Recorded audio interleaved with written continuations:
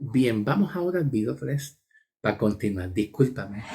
Es que yo me quedé viendo el tiempo de duración y como yo no veo bien, no tengo, aunque tengo los espejuelos conmigo, es como si no lo tuviera. Es como si no lo tuviera. Pero vamos a continuar. Este es el video 3 y le doy gracias a una maravillosa hermana que hace poco me escribió en cuanto al tiempo de duración que yo pongo en el video, en cada video, que me escribió y me dijo, ay bendito, se me hizo corto ese video, queriéndome expresar y decir que él ya quería más, quiere escuchar más. Qué bueno. Gracias, hermano. Qué bonito. No todo el mundo piensa como usted. No todo el mundo piensa como usted. Porque hace años, mucha gente me escribían, hace años, amansa, amansa rápido, déjate dando tanta vuelta por ahí, ve al grano, o haga videitos chiquititos, cortitos. ¿Tú me entiendes? Pero cuando esa hermana me escribió y me dijo, se me hizo corto ese video, me quedé con las ganas y el deseo de seguir escuchando un poquito más de tiempo. Qué alegría, qué gozo siente mi espíritu por darme esa hermosa palabra para la gloria y la honra del Señor. Vamos a continuar ahora con el video 3. Poquito a poquito llegaremos en el nombre del Señor Jesucristo. Gloria a Dios. Bien, me quedé aquí en el versículo 7, cuando Pablo dice aquí, así que para impedir que me volviera orgulloso. Yo les estaba diciendo que esta palabra aquí aparece la palabra orgulloso, pero en la Reina Valera 1960, en la Reina Valera 1960, aparece como sobrenaltecer, sobre, sobreensalzar, que la vemos aquí la palabra, sobreensalzar, y aparece como un verbo presente pasivo en el griego.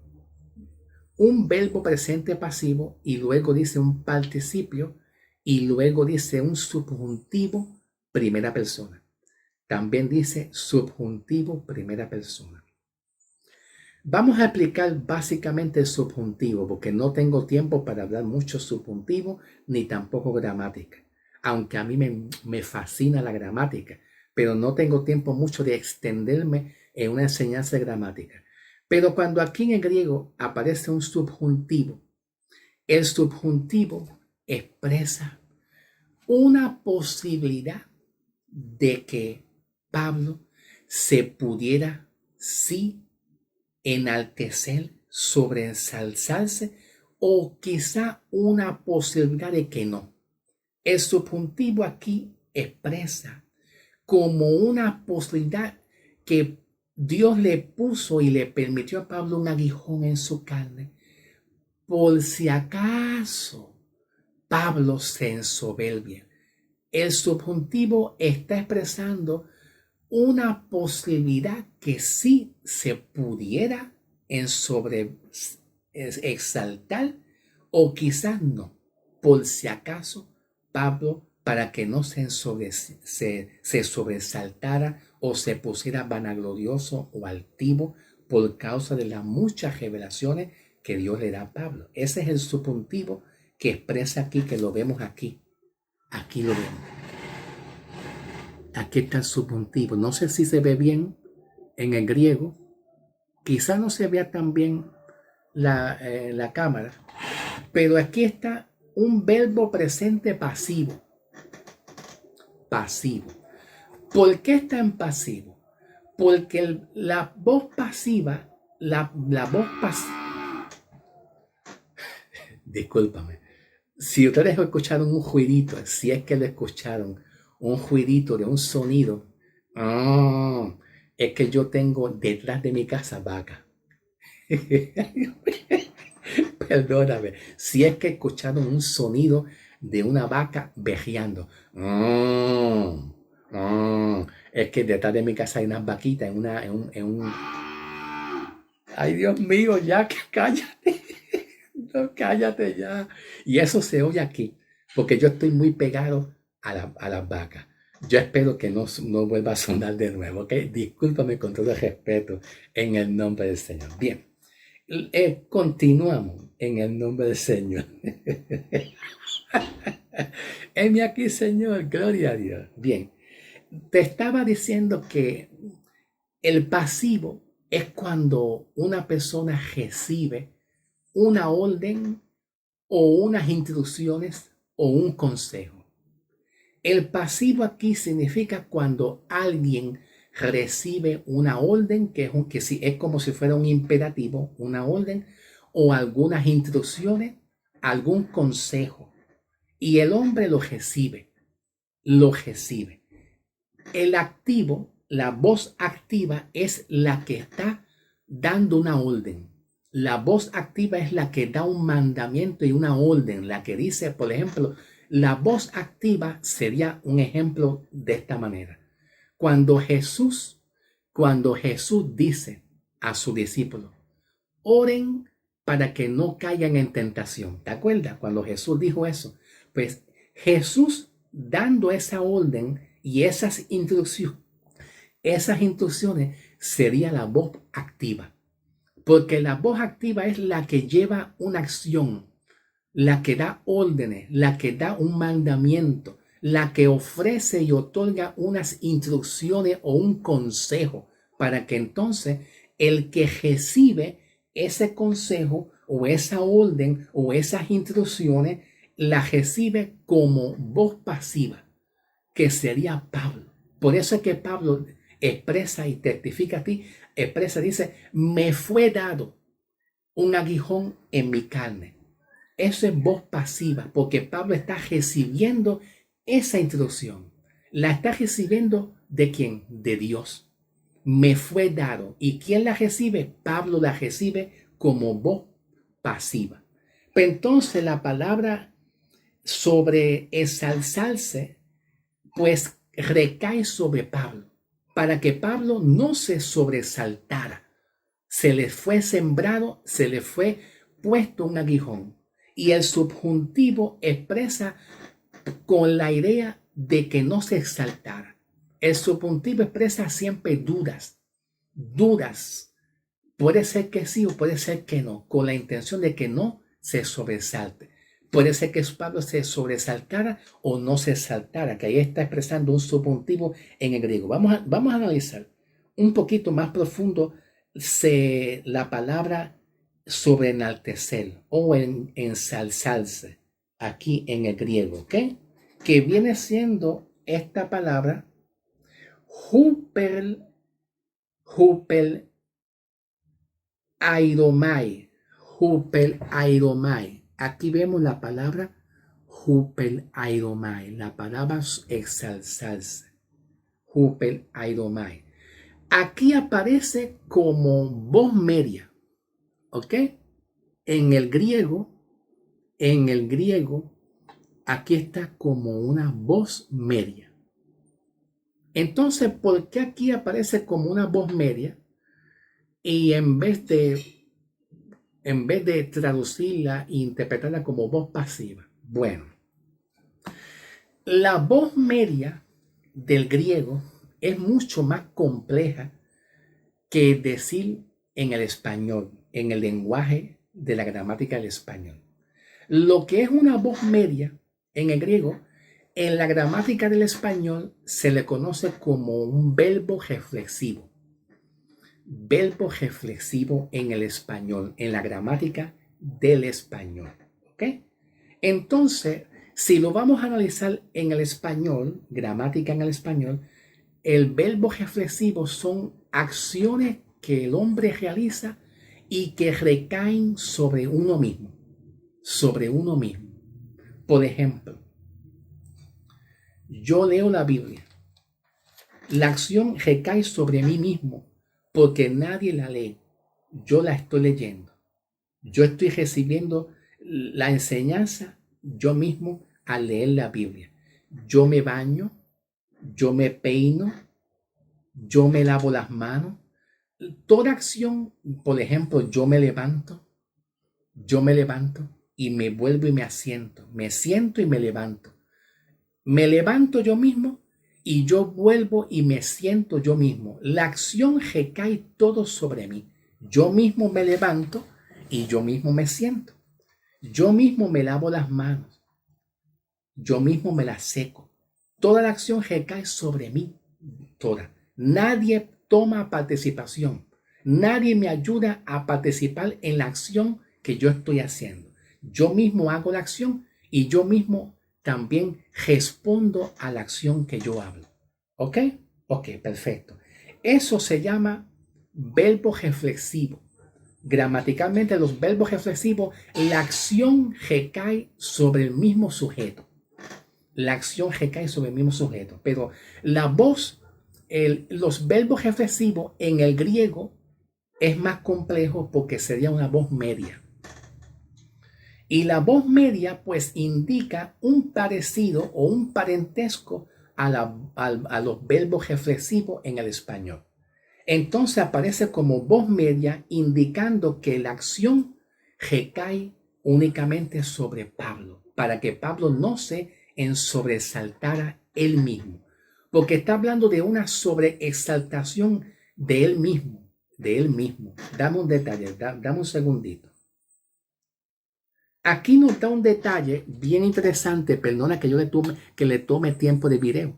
Yo sé que a ustedes les gustan todo corto, menos a una persona. Gracias a esa persona que le gusta el tiempo, ¿ok? Aquí expresa elevarse uno mismo, ¿ves? En el griego, ¿lo ven? ¿Lo ven aquí? Elevarse uno mismo aquí. Pues cuando hablamos de voz media, es como decir el verbo reflexivo en el español, el lenguaje español, ¿ok? Elevarse uno mismo, para que no te eleve, te exalte uno mismo, que la acción recae sobre el mismo Pablo, ¿ok? Ok, perfecto, perfecto, gloria a Dios. Entonces, esta palabra que yo le acabo de decir, ¿verdad? De sobresaltarse, aquí aparece como en primera persona, ¿lo ve? Lo ve en primera persona, primera persona, primera persona. Aquí está en primera persona. La primera persona significa que Pablo está hablando a él, a él. Está hablando de él, solamente de él. No está hablando de una segunda persona, no está hablando de una tercera persona. La acción recae sobre Pablo completamente. Es a él la palabra la palabra que Dios le dice a Pablo, recae solamente sobre Pablo como una primera persona solamente. ¿Ok? Bien, entonces vamos a continuar. Me quedé en el versículo 7, cuando dice Pablo, heme aquí, Señor, habla que tu siervo escucha. Alabado sea el nombre del Señor. Gloria a Dios. Dice Pablo, versículo 7, para impedir que me volviera orgulloso, se me dio una espina en mi carne, que la palabra espina es como un aguijón. En las otras Biblias aparece traducida como un aguijón. Aquí aparece espina. Cuando Pablo habla de espina, no lo vamos a ver literalmente, porque acuérdate que el lenguaje de Pablo en muchas cartas, Pablo usa un lenguaje muy figurativo. Pablo usa un lenguaje tipológico. Habla mucho de tipología, analogía, figuras, metáforas, da ejemplo y usa cosas materiales como para dar ejemplo. Aquí la espina no es literal, pero Pablo la pone como algo que es como algo punzante que duele. Entonces cuando Pablo dice aquí, se me dio una espina en mi carne. La palabra carne aquí en el griego, vamos a buscarlo aquí en el griego para ver cómo analizar esto. Esto toma tiempo, ¿sabe, hermano? Esto toma tiempo. Esto no se puede ir muy rápido, muy rápido. Ok, la palabra carne, aquí está la palabra carne, que es un sustantivo dativo singular. Sustantivo dativo singular. Pero vamos a analizar la palabra carne, que la vemos aquí en el griego, que viene siendo sark. Déjame ver si yo veo, hoy cojo un bolígrafo para marcar.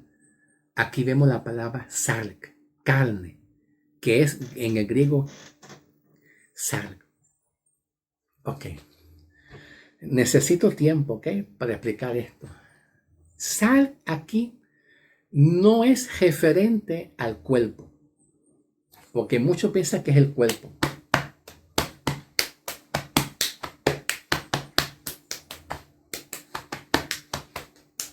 Ven, no. Cuerpo en el griego es otra palabra que es soma. Soma. La palabra griega soma hace referencia al cuerpo físico. Cuerpo físico, pero aquí no está la palabra soma del griego. Está la palabra sark. Entonces sal hace referencia. Esta palabra sark hace referencia a la naturaleza del hombre, a una naturaleza que el hombre tiene, que es la naturaleza del pecado, la naturaleza humana. También se le puede llamar naturaleza humana o naturaleza del pecado. Entonces, cuando Adán y Eva pecaron, de ahí en adelante, cuando Adán y Eva pecaron, de ahí en adelante, todos los hombres se hicieron pecadores y cambió la naturaleza. El hombre obtuvo una naturaleza que es la naturaleza del pecado. Se le llama así, la naturaleza humana o la naturaleza del pecado. Y nosotros como creyentes, ¿verdad? Tenemos dos naturalezas. Dos. Número uno, poseemos la naturaleza de Cristo en nuestro espíritu. Pero cuando Pablo usa la palabra sark, es algo completamente abstracto. Es un sustantivo. La palabra sark es un sustantivo abstracto, que sería algo que el hombre tiene en nosotros con una tendencia al pecado. Significa que sal no es en el cuerpo físico, es la naturaleza que nosotros heredamos de Adán y que nosotros la tenemos. La tenemos. Por eso es que Pablo en el libro de Romanos dice, lo que quiero hacer no lo hago y termino haciendo lo que yo no quiero hacer. ¿A qué se refiere Pablo? A la naturaleza humana. Esa naturaleza adámica, esa naturaleza que recibimos de Adán con una tendencia y una inclinación al pecado. ¿Cuál pecado? Pues un ejemplo de eso lo vemos en Gálatas capítulo 6, versículo 19. Un ejemplo, cuando Pablo dice adulterio, fornicación, inmundicia, herejía, chisme, pleito, contienda, celos, ira, celos, envidia y mucho más. Cuando Pablo dice en Gálatas 6, diciendo Gálatas 6 o 5, déjame corroborar, ¿me das tiempo? Sigo. Esto toma tiempo, claro que toma tiempo. En el libro de Gálatas, Pablo dice, Gálatas 5, ok, el capítulo 5, versículo 16. Dice Pablo, Gálatas 5, 16. Digo pues, anden conforme al Espíritu. Por lo menos en la Reina Valera 1960 lo expresa de esta manera. Digo pues, anden al Espíritu, que es un imperativo. Anden al Espíritu y no satisfazcan los deseos de la carne. Y luego en el versículo siguiente dice, porque los deseos de la carne van en contra del Espíritu y ambos se oponen para que no puedan hacer la voluntad de Dios. Pero entonces, esos deseos de la carne y esas obras es lo que heredamos nosotros de Adán. Esos deseos que Pablo habla aquí de la carne son los deseos del pecado que heredamos de Adán, pero que no están siendo manifestados en nuestro espíritu. Es la naturaleza del pecado que nos dejó Adán y que cuando nosotros fuimos salvados, no hemos sido librados de esa naturaleza del pecado, de esa tendencia. Por eso Pablo dice en Gálatas no, en Romano, dice Pablo, miserable de mí, miserable. ¿Quién me librará de este cuerpo de muerte, de este cuerpo que me hace pecar, que es la naturaleza del pecado, las tendencias que el hombre tiene y que Dios a nosotros no nos ha librado de esas tendencias, de esa naturaleza que la tenemos? ¿Ok? Eso es lo que dice. Cuando Pablo usa la palabra sarx, no es soma, que es en el griego cuerpo. Es la naturaleza del pecado que está en nosotros. Nosotros tenemos dos naturalezas. Esa naturaleza del pecado que va a ser quitada. Sí, va a ser quitada. Y eso Pablo lo habla aquí en el contexto de la primera carta de Corintios, capítulo 15. Tenga paciencia. Por favor, tenga paciencia conmigo. Esto no se puede hacer tan rápido. Hay que tomarse su tiempo. Primera carta de Corintios, capítulo 15. Comenzando el versículo 55. 5. ¿Ok? O vamos allá al versículo 51. Cuando Pablo dice, he aquí les digo un misterio, nosotros moriremos, pero todos nosotros seremos transformados. En un instante, como en un abrir y cerrar de ojos, cuando suene la trompeta final, los muertos resucitarán con un cuerpo, los muertos resucitarán incorruptibles y nosotros seremos transformados. Pero entonces, cuando nosotros vamos a ser librados, o sea, sacar y ser librados de la naturaleza del pecado, de esa naturaleza del pecado que nos dejó Adán como una herencia. Cuando nosotros vamos a ser librados completamente. Cuando venga Cristo a buscar su iglesia y nuestros cuerpos van a ser transformados, y cuando nuestros cuerpos sean transformados, ahí podemos decir, wow, ya fui libre del pecado. Ahora no tengo tendencia al pecado. Ahora soy santo completamente. Aunque somos santos, Dios te ve santo no es en el cuerpo de pecado. Dios te ve santo en el espíritu, en su espíritu. Porque Dios no santifica al hombre en su carne. Dios te hace santo a través de tu espíritu, que es ahí donde el hombre es santo. ¿Ok? Bendito sea el nombre del Señor. Perdóname. No tengo los espejuelos o no tengo la lupa conmigo. Déjame ver el tiempo. El tiempo, ok, todavía me da tiempo. Yo espero que tengan paciencia. ¿Ok? Si queremos aprender, hay que tomarse un poco de tiempo, un poquito, ¿ok? Bien, perfecto. Continuamos. Aquí en la Biblia. Dice Pablo, dice, para evitar y prevenir que me ponga orgulloso, se me fue sembrada una espina en mi carne. ¿Verdad? Y luego dice, un mensajero de Satanás para que, aquí dice para que me atormente. Pero en esta otra Biblia dice, para que, vamos a ver, un mensajero de Satanás.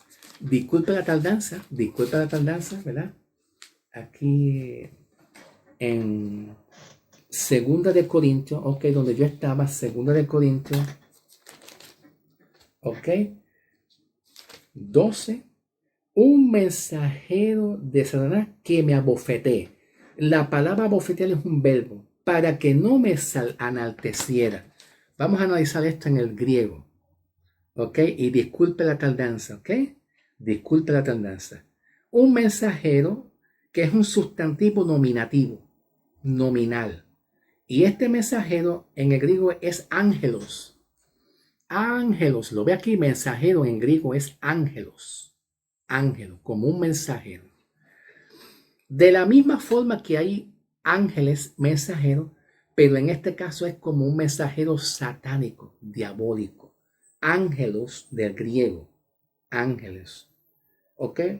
Entonces, más adelante dice un mensajero y luego dice un adversario para que a mí me abofetee, que aquí la palabra bofetear En el griego es un verbo presente activo, subjuntivo, subjuntivo tercera persona. Bien, vamos a ver si podemos descifrar este mensaje de un mensajero de Satanás que lo abofetee, porque aquí en esta Biblia, que es la nueva traducción viviente, aparece diciendo, lo interpreta un mensajero de Satanás, que sería como un genitivo, un mensajero de que viene de Satanás, para atormentarme e impedir que me volviera orgulloso.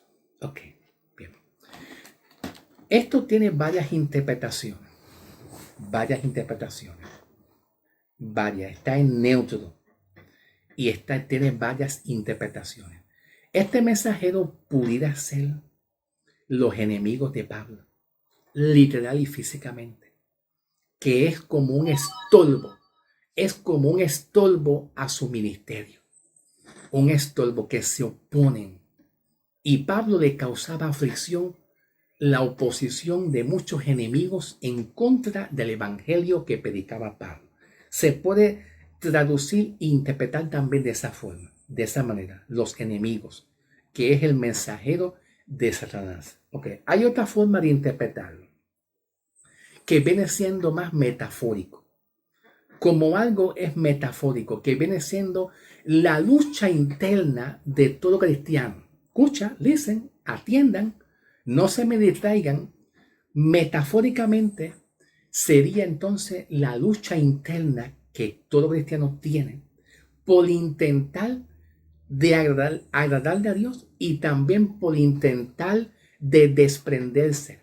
La lucha interna que todo cristiano tiene, todo ser humano tiene, de poder desprenderse, sacar esa concupiscencia de mi carne. Yo no quisiera tener esta concupiscencia de mi carne que me hace pecar. Como dice Pablo en Romano, miserable de mí, ¿quién me librará de este cuerpo que me hace pecar, de esta naturaleza que me hace pecar, con una tendencia a pecar? Es como si Pablo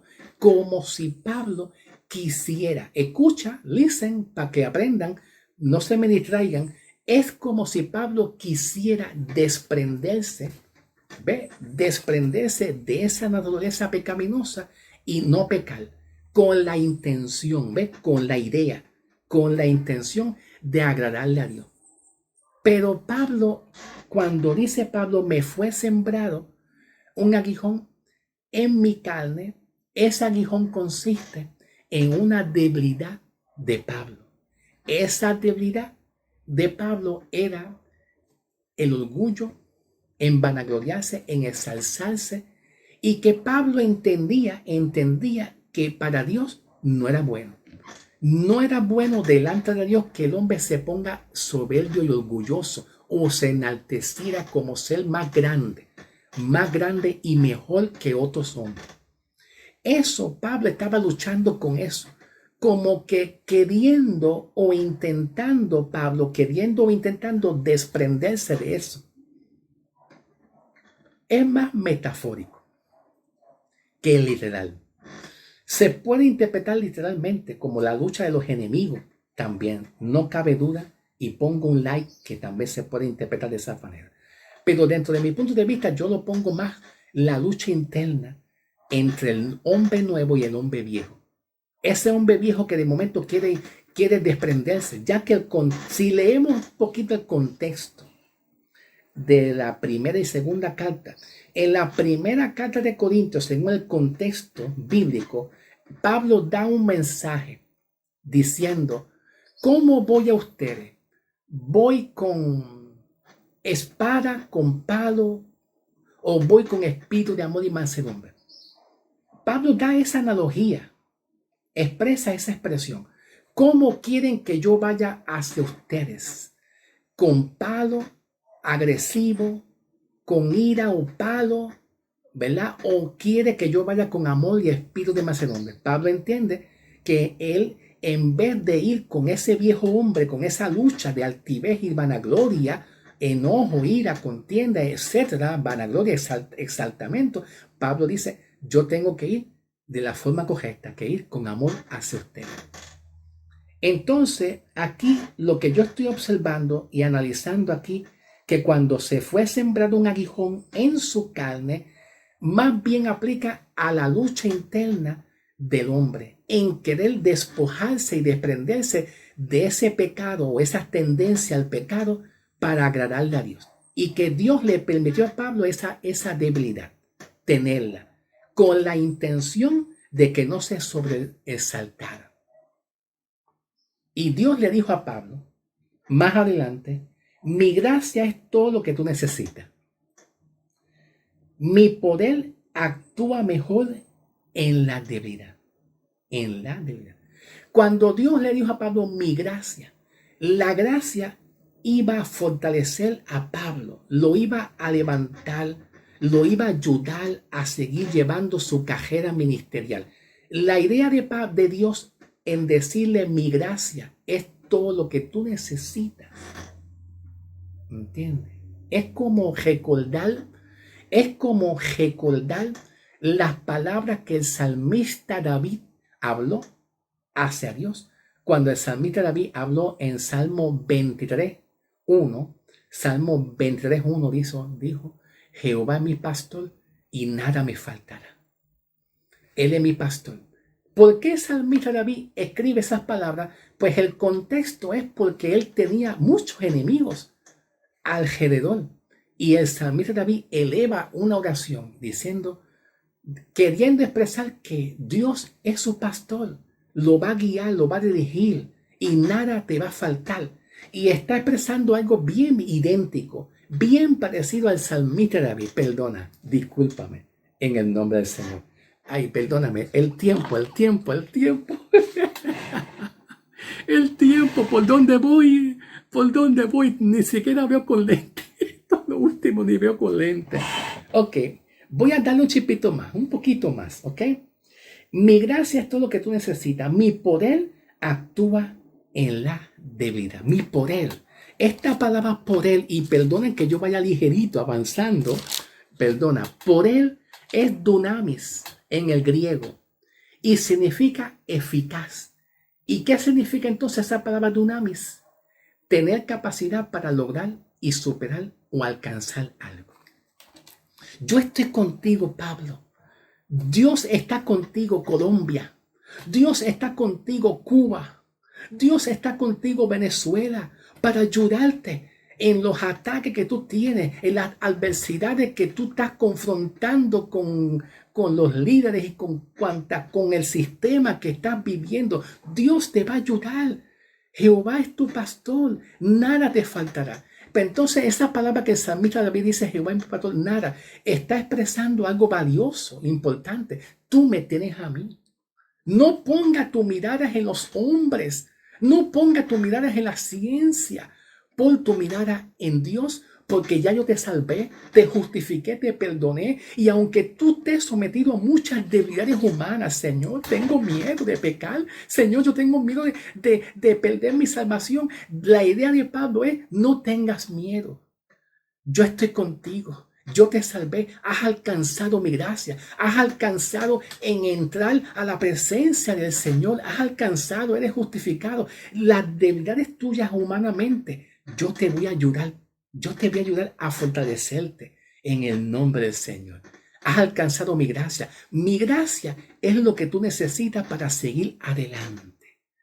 Alabado sea el nombre del Señor. Vamos a dejarlo así, porque ya se me fue el tiempo de duración del video. Y para entonces en el próximo video estaré hablando de gracia. La palabra gracia, como yo se lo dije. Un abrazo, hermano. Dios te bendiga, mi querido hermano. Dios bendiga a Perú, a Colombia, a Venezuela, a Uruguay, a Santo Domingo. Que Dios esté contigo, mis hermanos, cada día, ayudándote en el nombre del Señor. Bendiciones.